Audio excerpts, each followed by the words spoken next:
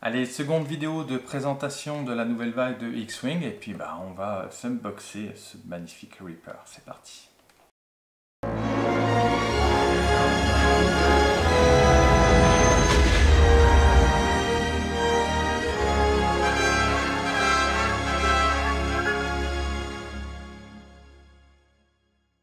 Allez, on va ouvrir le fameux TIE Reaper. J'en attendais beaucoup. Première impression, la même qu'avec la boîte de Saw Gerrera, c'est qu'on a une boîte qui est nécessairement un petit peu plus lourde, puisque vous avez également l'équipement de la V2 à l'intérieur. Première impression, je ne sais pas pourquoi, alors ça m'était déjà arrivé pour le bombardier de l'épisode 9. Le bombardier de l'épisode 9, je l'imaginais plus petit, parce que je l'imaginais comme un LA. Du coup, quand je suis tombé sur la boîte, je suis un peu tombé des nues parce que je me suis dit waouh, il est énorme. Et puis celui-ci, c'est l'inverse. Je ne sais pas pourquoi. Je m'attendais à un vaisseau beaucoup plus gros. Et au final, voilà, c'est un grand vaisseau en comparaison de ma main. Mais je m'attendais à quelque chose de beaucoup plus grand. Et en l'occurrence, mais c'est pas le cas. Alors par contre, ce que je trouve assez douloureux, c'est de sortir ce vaisseau de sa boîte. Il est agrippé comme un morpion sur... on ne dira pas. Mais voilà, là je le retire facilement parce que je l'ai déjà retiré une première fois. Mais j'ai trouvé ça extrêmement tendu. Bon, indépendamment de sa taille, on a un vaisseau qui est extrêmement plat, mais qui est vraiment très très beau. Si vous me pardonnez l'expression, il a vraiment une putain de gueule. Par contre, il n'a pas, lui, de charnière active. Il n'y a rien de mobile sur cette pièce. C'est-à-dire que quand on regarde le dessus en fait, du vaisseau, on voit une charnière qui aurait peut-être permis une éventuelle inclinaison, ce qui n'est pas logique, puisqu'on a le volet arrière qui est solidaire. Mais voilà, il n'y a rien qui bouge. Alors c'est marrant parce que j'ai dit tout à l'heure qu'on n'était pas intéressé par les trucs qui bougent, et maintenant je m'en plains. C'est pas bien. Bon, non, voilà, il n'y a rien qui bouge dans celui-ci, donc en l'occurrence il n'y a pas de configuration de vol, et puis c'est pas plus mal. La figurine est très jolie et elle bénéficie d'une vraie finesse de sculptage. Allez, on va découvrir le contenu de la boîte au niveau matériel.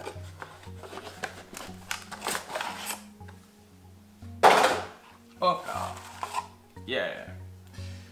Donc là aussi, comme pour la V1, on va se retrouver avec un magnifique petit livret qui va nous parler forcément V1 et qui va nous apporter toutes les petites modifications, les cartes d'état qu'on peut avoir avec les grands méchants à l'intérieur, les améliorations. Là aussi, on va se retrouver avec un premier socle V1, tout petit, et puis un socle V2 en version moyen. Sympa. Ça, je vous en parle pas, vous en avez. Voilà, donc là, on a la plaquette V1. Donc, je vous ai pas menti, dans la plaquette V1, on va retrouver évidemment les socles V1. C'est vrai qu'un socle petit pour un vaisseau comme celui-ci, c'est pas cohérent, quoi. Donc c'est bien qu'ils aient sorti cette nouvelle échelle, je trouve. On a notre cercle de mouvement qu'on connaît bien, avec cette petite encoche que moi j'appréciais particulièrement, que je trouve dommage qu'ils aient retiré. S'il y a quelqu'un en commentaire qui est capable de me dire à quoi ça sert, ça, là, ce petit élément de carton qui représente le vaisseau, je suis preneur. Je n'ai jamais su m'en servir à titre personnel. Donc si vous pouviez m'expliquer si ça a un intérêt. On m'a dit que c'était une preuve d'achat. Voilà, si vous savez me dire, je suis preneur. N'hésitez pas dans les commentaires. On regarde au niveau des cartes qui étaient déjà présentées dans notre article fait par Jedi Mitch. On va avoir pilote de base du TIE Reaper avec une capacité de pilote de 1, en attaque 3, en défense 1. En coque, on va se retrouver à 6 et en bouclier à 2. Voilà, avec ensuite un niveau 3 de pilotage. D'accord ? Avec des améliorations, une barre d'amélioration qui évolue très peu. On va ensuite avoir du niveau 4.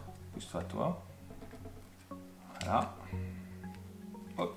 Et puis, enfin, du niveau 6. Alors, je vous lis le texte des cartes, puisque je l'ai fait pour l'autre extension, donc il n'y a pas de raison que je ne le fasse pas pour celle-ci. Mais j'entre pas plus en détail, hein, on fait juste un unbox. Donc, pour le niveau 3 de pilotage, après qu'un vaisseau allié ait exécuté une manœuvre de vitesse 1, s'il est situé à portée 1, il n'a pas chevauché un vaisseau, vous pouvez lui assigner un de vos marqueurs de concentration ou d'évasion. Plutôt sympa.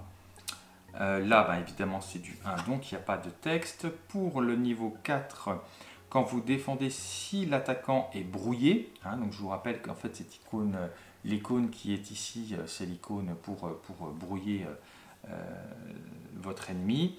Ajoutez un résultat évasion à votre lancer, toujours pratique. Et puis enfin, le niveau 6 avec le major vermeil, du rouge.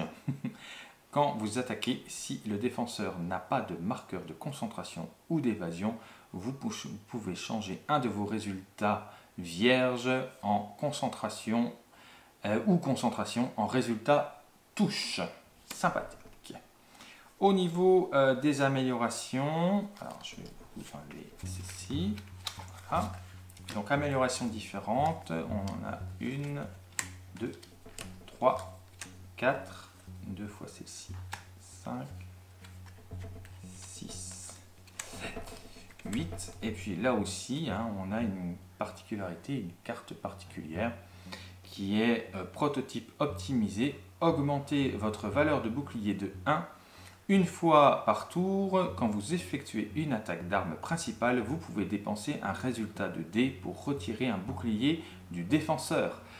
Après que vous avez effectué une attaque d'arme principale, un vaisseau allié situé à portée 1-2 et équipé de la carte d'amélioration directeur Kernick peut verrouiller le défenseur. Plutôt sympa. Voilà. Donc voilà ces cartes d'amélioration. On reviendra dessus plus en détail. On vous les présentera et puis on vous expliquera surtout les petits combos qui seront possibles dans une prochaine vidéo ou via un article sur la page. On va regarder très rapidement, parce que vous avez peut-être, si vous avez regardé la première vidéo sur Saw Gerrera, vous vous rendrez compte qu'il n'y a finalement que très peu de différence. Mais on va regarder rapidement le blister de la V2.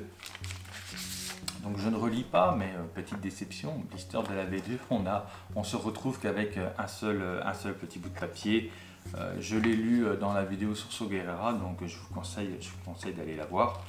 Puis nous, ça nous fait des vues, donc comme ça, c'est pas plus mal. Le méchant. Allez, tac. Et puis aussi, n'oubliez pas de vous abonner à la page YouTube de Star Wars Universe. Parce qu'il n'y a pas que des unboxings, il y a également des interviews et il y a des retours sur les nombreux films qui sont sortis et qui sont à sortir. Voilà, donc là on va se retrouver avec les gabarits de mouvement. Hein. On se retrouve donc maintenant avec un gabarit de niveau moyen qui est quand même un peu plus cohérent hein, pour un TIE Reaper, je trouve. Et puis on se retrouve avec les cartes. Vous voulez qu'on fasse une petite comparaison de cartes comme on l'a fait dans la première version? Oui, qui me disent tous. Allez, on le fait. Alors, je vais essayer de comparer ce qui est comparable. Capitaine Féroce. Voilà, on va comparer ces deux cartes-là. Je vais vous enlever ça pour plus de lisibilité. Voilà, ici. Donc, vous voyez, si on se permet de comparer, on remarque hein, effectivement qu'il y a deux choses qui disparaissent des cartes de la V2. C'est la barre d'amélioration, elle disparaît. Et puis, en fait, le coût de cette carte disparaît. On a un pilote qui a 4 en capacité en V1 et qui va se retrouver à 3 en V2. Pourquoi? Ça, je ne sais pas vous l'expliquer pour l'instant. Sinon, au niveau des caractéristiques du vaisseau, on a exactement la même chose. Par contre, au niveau des améliorations, pas du tout. On a beaucoup plus de choses dans cette V2. Allez, on va s'autoriser à lire ce qui est écrit pour le capitaine Féroce.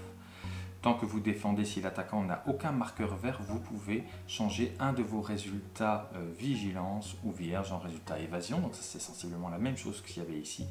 Par contre, il y a aileron adaptable.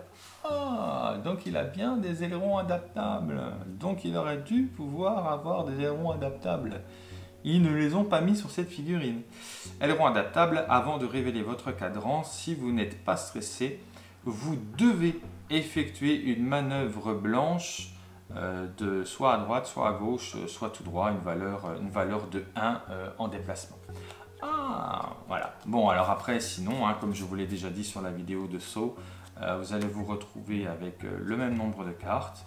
Vous allez vous retrouver avec les mêmes améliorations. Par contre, vous avez des améliorations qui ne sont plus au format America, hein, qui sont au format classique. Donc ça, c'est pas plus mal, parce que quand on classe tout ça dans un cahier, on est bien content. Par contre, ben, c'est en paysage, c'est pas en portrait. Donc dans vos cahiers, ça sera en portrait. Il faudra faire tourner vos cahiers pour pouvoir mieux les lire. Voilà, on reviendra hein, bien entendu sur cette V2 plus en détail lorsque FFG en fera la présentation qui normalement devrait se faire courant août, mi voire fin août. Faut les excuser, je tiens à me faire un petit peu l'ambassadeur des gens de chez FFG de Asmodée.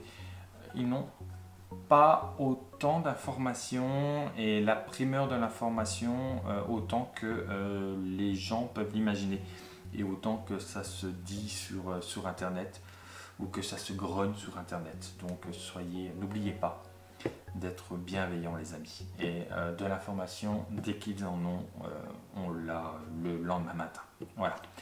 Voilà, j'espère que cette première vidéo, enfin plutôt ce second volet de présentation V1 V2 vous aura permis d'y voir un petit peu plus clair sur ce qui nous attend, et puis surtout sur la qualité du matériel. En tout cas, si on doit parler de qualité, on peut dire que la qualité est vraiment présente. Comme ça, à froid, moi j'aime beaucoup le nouveau design des cartes, j'aime beaucoup la simplicité de lecture de celle-ci. Finalement, voilà, je peux être bon client, mais je trouve que c'est vraiment propre. Voilà. Les figurines, c'est comme d'habitude, voire un petit peu mieux. Voilà, je trouve que le surlignage est de bien meilleure qualité.